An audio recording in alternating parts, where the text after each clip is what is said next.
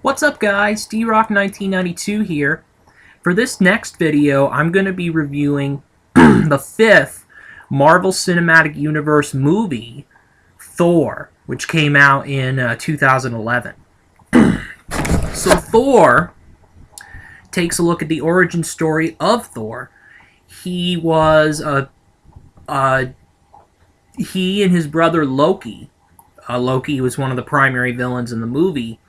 He and Loki were raised in Asgard by their father, Odin. Thor was about ready to take over the throne. Stuff happens. There's these frozen ice god thingamajiggers. They are... I forget what they are. They're almost like little giants of something in particular. Frozen giants, something like that.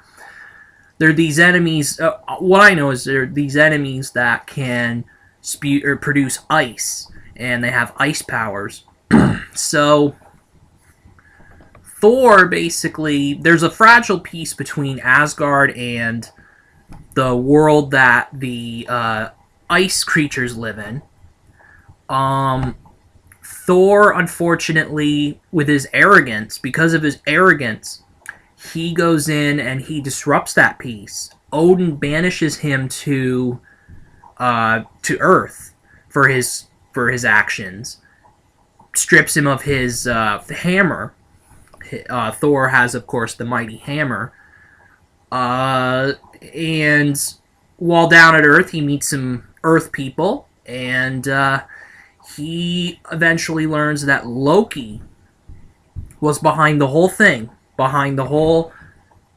Because what happened, Thor went over to the Earth creature's homeland because Loki, it wasn't known at first, but then throughout the movie you kind of know, Loki made it happen, opened the portal to Asgard up to the ice creatures. And it's bothering me that I don't know the name of those ice creatures, so I'm going to actually see if I can look it up here. They are... The creatures in particular are the frost giants. I was right. The frost giants of Jotunheim. So, again, Thor goes to Jotunheim, battles the frost giants. The truce between the frost giants and the Asgardians is broken. War is about to erupt. And basically, Thor gets banished by Odin. And eventually, Thor finds out that Loki was behind the frost giants coming into Asgard. And he has to stop him from becoming the king of Asgard himself, because that's what Loki wanted to do. Loki comes into play later on. This is the first film appearance of Loki, played by Tom Hiddleston.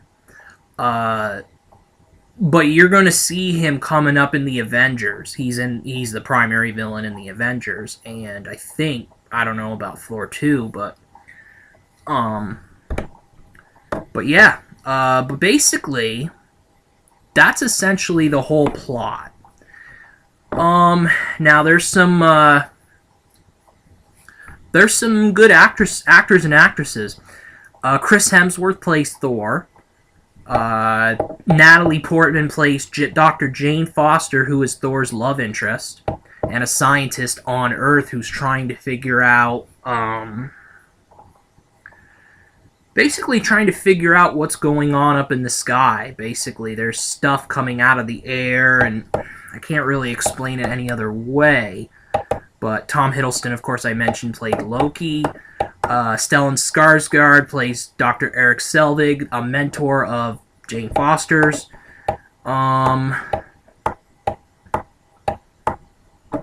Anthony Hopkins plays Odin, the father.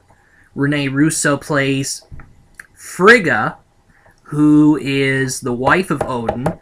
Kat Dennings plays Darcy Lewis, who's kind of the comic relief in the movie. And those are pretty much the big people in the movie. I mean, Idris Elba plays the gatekeeper to Asgard. His name is Heimdall. I think it's how you pronounce it. But, so having said it, Clark Gregg reprising his role as Agent Phil Coulson from Iron Man and Iron Man 2. Nick Fury is in the movie in an uncredited cameo as, played by Samuel L. Jackson. So that's kind of those are kind of the main characters. And I gotta tell you, I like Chris Hemsworth's performance as Thor. I really did. It was a great performance. He was Thor, basically. Now, can't really see anybody playing Thor besides him. I mean, he's a talented actor, and Chris Hemsworth is, and he showed it in this movie. Natalie Portman's a very accomplished actress. She did a great job in this movie as Dr. Jane Foster. I liked her character a lot. Tom Hiddleston as Loki. I mean, I liked him a lot as a main character. He played a very good villain. Probably, and I'd argue this, he probably played the best, most complete villain in the Marvel Cinematic Universe thus far. That's what he's done. And he definitely did a great job. Idris Elba did a very good job. Kat Dennings, very limited role, but she did good in what she was in. I kind of wish she was in a little more, but that doesn't bother me. It bothers me a little more that Rene Russo was so underused, because I know of Rene Russo's acting. To those of you in the 90s, she was in the Lethal Weapon movies. She was in a whole bunch of other movies, too. She was very prominent in the 90s. Anthony Hopkins. Dr. Hannibal Lecter himself. Anthony Hopkins plays Odin. Which I was like, I didn't know about that until I had seen that he played Odin before on, like, I had seen that he played Odin before, but I kind of forgot. It's like, oh, Anthony Hopkins. Anthony Hopkins does a great job. I think, him, Hiddleston, Portman, and Hemsworth steal the show as characters, basically. Those four right there were the best performers. Hiddleston, Portman, Hemsworth, and Hopkins. They were the best actors in this movie. There were some great acting performances. Not just great acting performances, great Shakespearean acting performances. The director of Thor is a guy by the name of Kenneth Branagh, if I'm pronouncing it right. And Kenneth Branagh, on his resume, I mean, he's a Shakespearean actor. He has directed King Henry V, which is a play from William Shakespeare, Othello, Hamlet, a bunch of Shakespeare plays. So his vision for the film obviously was put a Shakespearean theme into it a little bit. From what the actors were doing in the movie, acting, they definitely did some Shakespearean acting in this film, and I think it worked well with the blockbuster nature of the movie. My own opinion of the film, I really liked Thor a lot. It was a very good story, Shakespearean acting throughout, some great characterization from the four people I mentioned, especially.